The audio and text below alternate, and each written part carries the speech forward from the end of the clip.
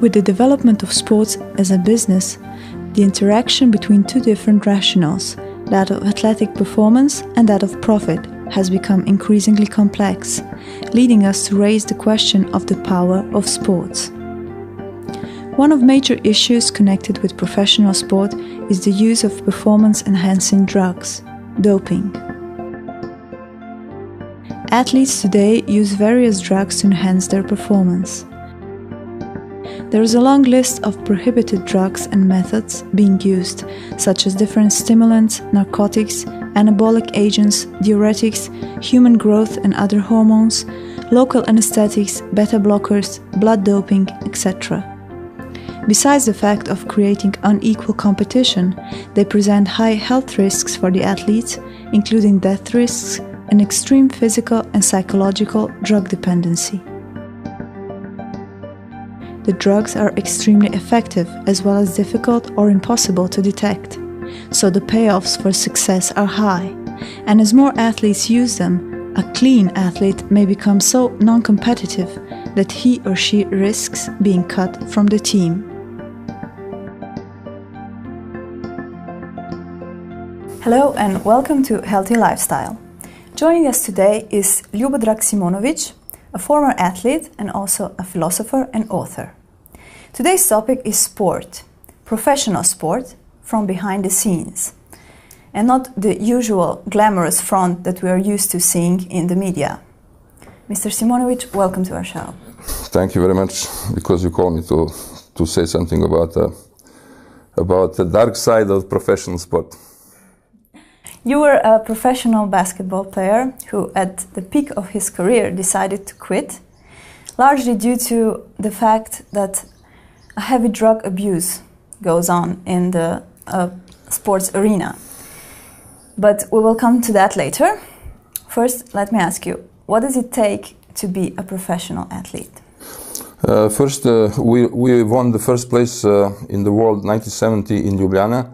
I was playing for the Yugoslav national basketball team. It was the first golden medal that we won. At that time we were not professional, we were amateur sport. We didn't get the money.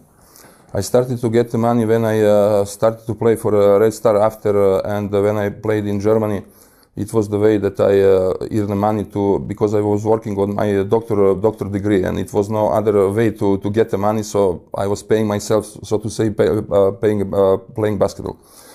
But we were 1972, when I left Munich Olympic Games, we were in some semi-professional status actually. We were paid just to be able to survive with some stipendium, something like that. But we didn't have a regular repayment and we didn't have a professional contract. So in effect, as a player, I wasn't a real professional. But I had the professional obligations and I was practicing 3 times daily. I was one of the best players in Europe. And we had a big success in basketball. At that time, Yugoslav national team was the best in Europe and also in the world, so-called amateur basketball. But 1972, it was a big scandal with the Puerto Rico. They were under the doping in the semi-final, and it was proved. I mean, because already at that time, it was a doping control. Dope was in use many years before the Olympic Games in Munich. And it was 1972. So you can imagine in today's time how it's going on with the doping. When 40 years ago it was dope on the scene. And it was proved that Puerto Rico it was under the dope. And we asked as players from the national team of Yugoslavia, we asked that the leadership of the Olympic Committee that they should apply the Olympic Charter also in this case. But they refused it. And our players were under the pressure from our leadership. They will be stopped to play more in the national basketball team and so on. And I refused to be manipulated. I said that I decided to go back if they don't use Olympic Charter, and I did it. I was 23 years old. I was already then played 7 times for a European national team. And that was the end of my career in the national team. And I didn't have support of any commission, international, or any of those people fighting against the dope, as they've been saying. So it was the example of hypocrisy, in effect. And several years after, my friend from the Soviet representation selection, Alexander Belov, he died from dope. He was 27 years old. Also, several of my friends, I knew them playing basketball in Europe, in America. They died also. So many basketball players die from the dope, and in athletics much more. In this sport of fighting, of endurance and so on. This is according to Spiegel, their magazine Spiegel, till 1977, more than 1,000 bicycle drivers died only in Western Europe. And in Soviet Union and East Germany, it was also very large number of the people died from dope. So this is they all cover that because sport is the most important spiritual drug for the working people, in fact, and for those young people who have no job and so. So if it's that widely spread, can a professional athlete survive without doping? No, this is not possible more. The distraction, especially, is bad distraction with the girls, you know, and the young people. This is the worst. What's happening today. Even the girls from 10, 11, for example, in England, many cases the girls from 11, 12. In America, more than 3.5 million sportsmen regularly use dope. This is incredible to which extent. For example, before several weeks ago, I read in the paper that the English athletiker start to speak about what's going on in sport, and he was using more than 300 different dopes, 300 different dopes in his career, and he was one of the top guy. I wrote also about this American. She died in 37 years. She was old, Flo Jo. She was a runner. And she died in 37, I think because of heart attack. She was using also fantastic amount of the dopes and so. So this dope industry is developing fantastic. But the people who use it know what they're doing to their bodies. I'm asking you, how does it all start? Yes, they know, but you know, my friend, this is the same with people. They are smoking. They are conscious that their body is going to be destroyed because they are smoking. You know? But this is some kind of psychological reflection to the life they live.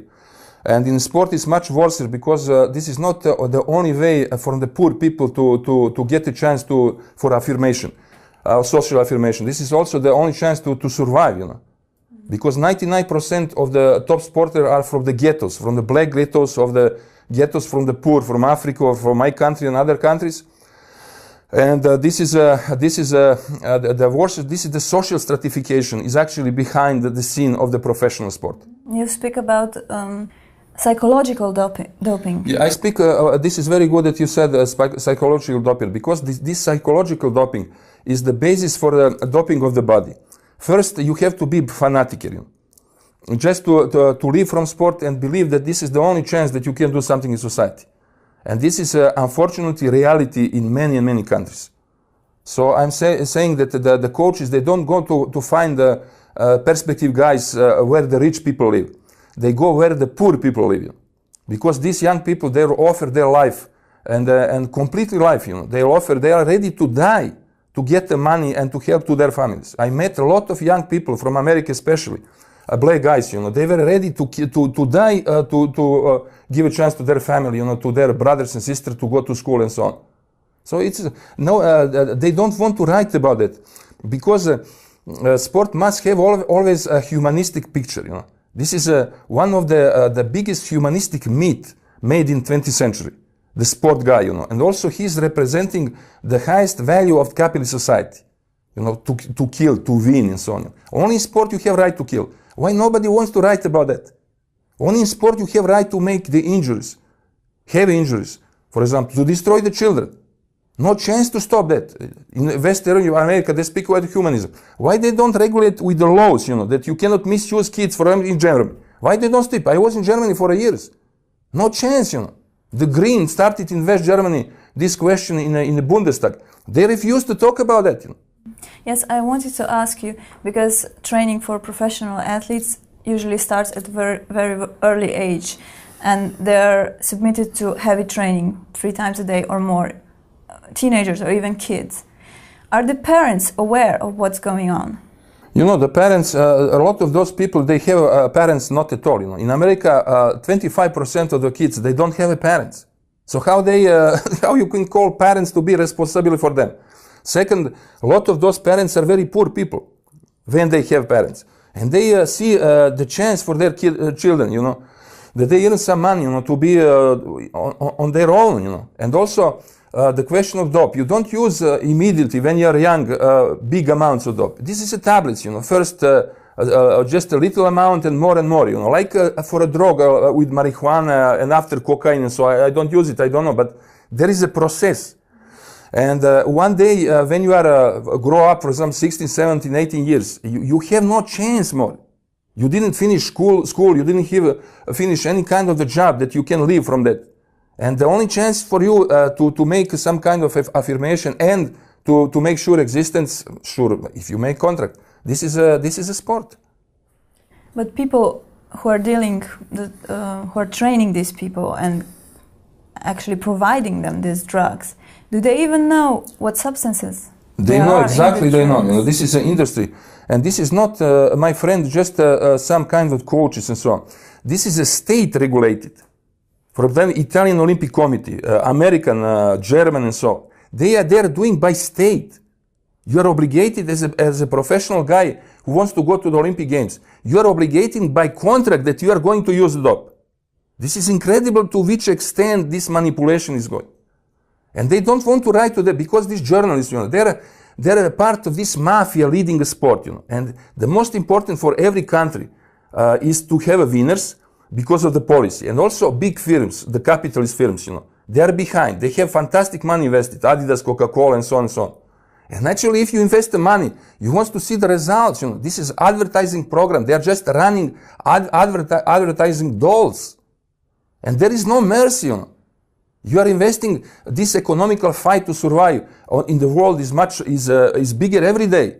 And the sportists as running dolls, advertising dolls, they must pay, the price with their own life, in fact. So this is this system, ruling system is without any humanism and mercy. This is therefore nobody is today talking about pedagogical side, of the sport, because this is funny. This is laughing today to talking about that. It's all is just to win, and to get the money. Everything is just based on that. The money doesn't stink. Yes. So instead of the things that they are giving attention to, like the strength, physical strength and speed and rigor, what should we in sport focus on? Not sport in sport, in the physical culture. This is a very big difference, because sport is based on the Hobbes maxima bellum omnium contra omnes, war of all against all. But the humanistic movement after the French bourgeois revolution, liberté, égalité, fraternité, it was the leading principle of the French Revolution. And of the basis of that, Rousseau, before the revolution, made his pedagogy based on principle homo homini homo. Man is a human being to man. And on the basis of that, the philanthropic movement was the Levot, Fiat, Pestalozzi, Gutzmutzian, and so on in Germany from 1812 on Haselheide and so on. And from this movement, also this playing movement was developed with Delsart, Laban, and so on, Isidora Duncan and so on. But this is now it's all rejected. We have today only the commercial body activism is which can exist. And not pedagogical, everything must make money. This is a totalism logic of capitalism. Everything, every place in the world, every human move, human relations, everything subordinated to the logic of the making of profit. And we cannot speak about the humanization of the parts, This is the same to speak about the leaf, how the leaf on the tree should be good, and the tree is falling down, Okay, but we have to so you have to fight to have the healthy tree, if you want to save the leaf.